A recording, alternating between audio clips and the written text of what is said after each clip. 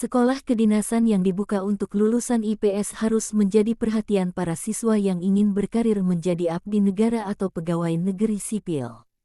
Para siswa lulusan IPS bisa memilih satu di antara sekolah kedinasan yang sesuai dengan cita-cita dan harapannya. Jurusan Ilmu Pengetahuan Sosial atau IPS memang salah satu jurusan yang paling sering ada di jenjang pendidikan SMA. Diakui atau tidak, jurusan IPS seringkali dinomorduakan ketimbang IPA.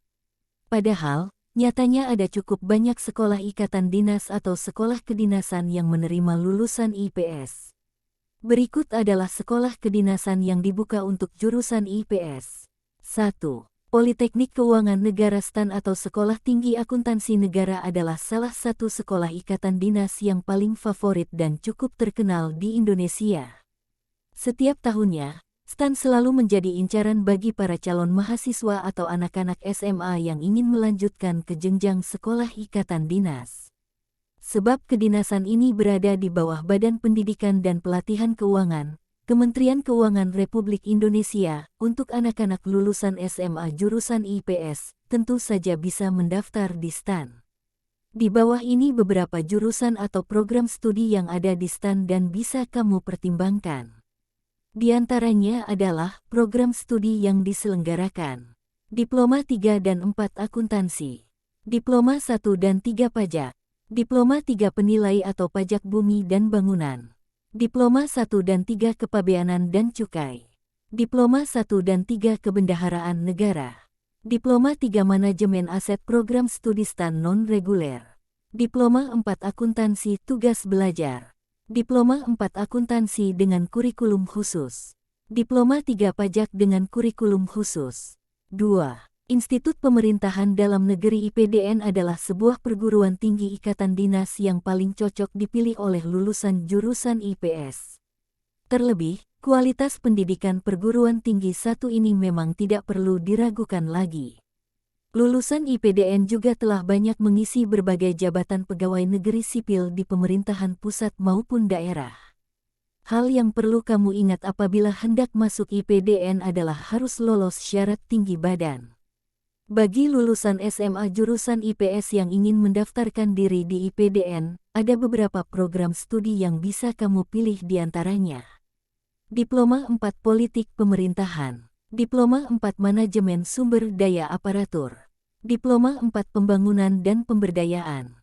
Diploma 4 Administrasi Kependudukan dan Catatan Sipil. Diploma 4 Keuangan Daerah.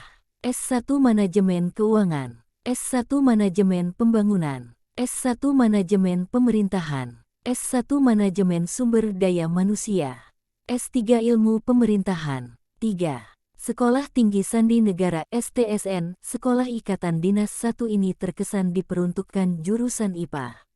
Namun, sebenarnya anak IPS juga masih memiliki peluang untuk masuk selama bisa memahami ilmu statistik secara mendalam. Untuk para lulusan SMA terutama jurusan IPS, tentu saja bisa mendaftar di sini.